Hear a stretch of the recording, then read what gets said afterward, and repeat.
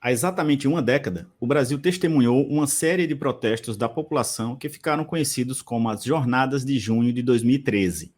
As manifestações foram inicialmente desencadeadas pelo aumento das tarifas de transporte público em algumas capitais do país, mas logo se transformaram em protestos generalizados por uma série de demandas, incluindo melhores serviços públicos, combate à corrupção, mudanças políticas e mais transparência governamental. Uma das primeiras manifestações foi feita no dia 6 de junho de 2013, quando o movimento Passe Livre queimou uma catraca de papelão, interrompendo o tráfego na Avenida 23 de Maio, centro da cidade de São Paulo. Os manifestantes protestavam contra o aumento da tarifa do transporte público, que havia subido de R$ 3,00 para R$ 3,20 no início do mês. A partir dali, duas características se tornaram presentes nas manifestações, que foram a adesão de alguns manifestantes à chamada tática Black Bloc, em que participantes com o rosto coberto vandalizaram prédios públicos e privados, como bancos e lojas, e a intensa repressão policial, com centenas de prisões e manifestantes feridos, alguns com sequelas permanentes devido ao uso de munição menos letal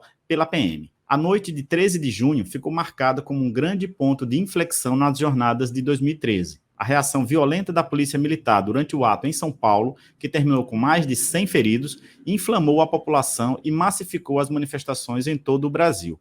Uma das vítimas da repressão da PM foi o fotógrafo Sérgio Silva. Na repressão ao ato de 13 de junho de 2013, na Rua da Consolação, ele perdeu a visão do olho esquerdo após ser atingido por uma bala de borracha disparada pela PM. As cenas daquele dia foram um ponto de virada na opinião pública e para vários meios de comunicação, que passaram a se pronunciar abertamente a favor das manifestações. No dia 17 de junho, as ruas da cidade de São Paulo foram inundadas por dezenas de milhares de pessoas, interrompendo o tráfego em várias partes das principais avenidas da cidade. Os protestos já haviam se espalhado por outras capitais, como Belo Horizonte e Rio de Janeiro. Em Brasília, os manifestantes ocuparam a marquise do Congresso Nacional, em cenas que correram o mundo. No dia 20, os participantes dos protestos chegaram a vandalizar o prédio do Palácio do Itamaraty, sede do Ministério das Relações Exteriores. 10 anos depois, pesquisadores e ativistas ainda têm dificuldade em determinar por que os atos de rua daquele ano se generalizaram daquela forma. Pesquisadores apontam como fatores de junho de 2013 a paulatina precarização das condições de vida, especialmente nos grandes centros urbanos, com o aumento dos custos de transporte e moradia,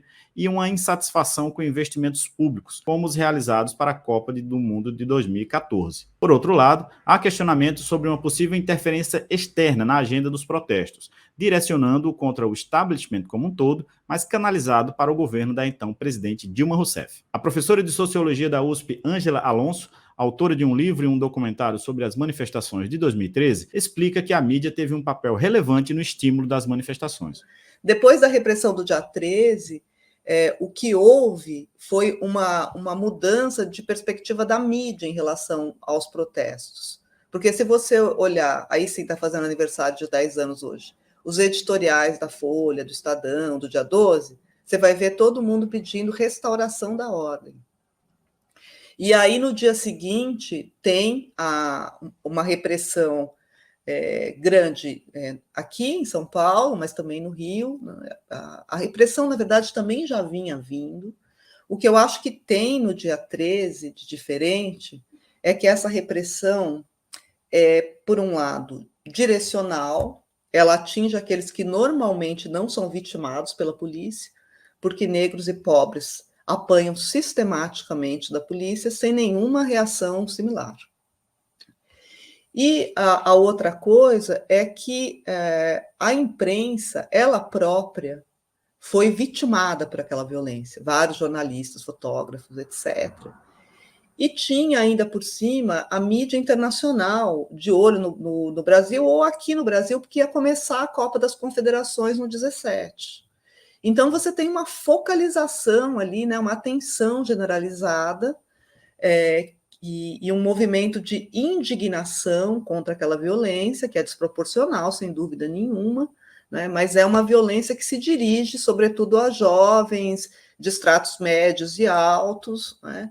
Em maioria brancos, e essa reação ela acaba produzindo uma espécie de aliança, né, da mídia com os manifestantes, né, que a mídia começa a cobrir intensivamente e mesmo a convocar O dia 17, por exemplo, a Globo passa o dia inteiro entre noticiando e conclamando. Os protestos de junho de 2013 também tiveram um impacto significativo no papel das mídias sociais como ferramenta de transporte e expressão popular. Plataformas como Facebook, Twitter e Instagram desempenharam um papel fundamental na organização dos protestos e na disseminação de informações em tempo real. Veículos de comunicação editorialmente voltados aos interesses dos manifestantes, como Mídia Ninja e jornalistas livres, se notabilizaram nesse contexto. A cobertura dos protestos marcou um ponto de inflexão no uso das redes sociais como instrumento de engajamento político e manifestação pública. O cientista político Luiz Felipe Miguel, professor de ciência política da UNB, avaliou que as manifestações de junho de 2013 foram instrumentalizadas pela direita brasileira para enfraquecer o governo da presidente Dilma. Segundo Miguel, com a reeleição de Dilma em 2014, apesar dos protestos, se fortaleceu a preparação para o impeachment em 2016, que aconteceu sem a comprovação de crime de responsabilidade. Eu acho que 2013 foi, de fato, um movimento que começou como um movimento que mostrou uma série de demandas, né, populares que os governos do PT estavam tendo dificuldade de atender, certo? Eu acho que o governo reagiu mal, não soube dialogar com as ruas, e esse movimento acabou sendo capturado pela direita, que usou, né, as redes de comunicação, tanto as tradicionais quanto as novas, para ressignificar os protestos e transformá-los em protestos com uma pauta de direita.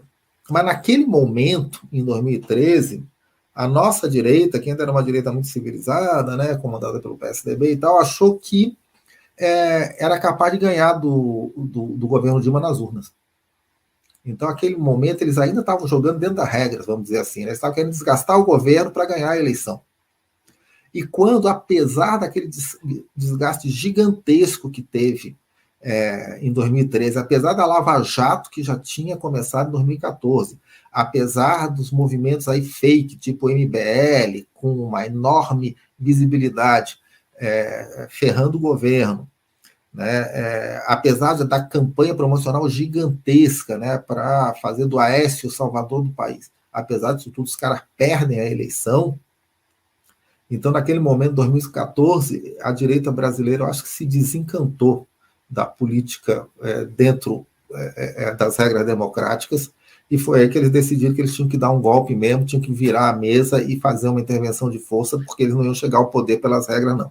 Os protestos de junho de 2013 no Brasil foram frequentemente associados à chamada Primavera Árabe e outras revoltas ocorridas em diferentes partes do mundo. O jornalista Breno Altman, editor do site Opera Mundi e um dos autores do livro Junho de 2013, A Rebelião Fantasma, argumenta que a interferência externa nas manifestações deve ter havido, mas precisa ser vista como um fator secundário. É evidente que intervém, é evidente que há conspiração, é evidente que há recursos financeiros, recursos materiais, recursos humanos que são empenhados para provocar determinados resultados na luta política dos países. Agora, o que não dá para aceitar como razoável é de que isso seja o fator fundamental dos processos internos dos países. Não existe guerra híbrida na história da humanidade que seja capaz, por si só, de colocar massas em movimento, como se fosse possível controlar os processos históricos como a gente faz no teatro de marionetes, a partir de uns cordões, como se o imperialismo fosse capaz de colocar multidões em movimento ou tirá-las de movimento a partir de botões mágicos, atualmente a partir das redes sociais. Isso não acontece, não funciona desse jeito. Apesar da disputa pela interpretação hegemônica deste episódio, os protestos de junho de 2013 no Brasil representam um momento de grande efervescência social e política, marcado por um despertar cívico e pela demanda por mudanças significativas no processo político.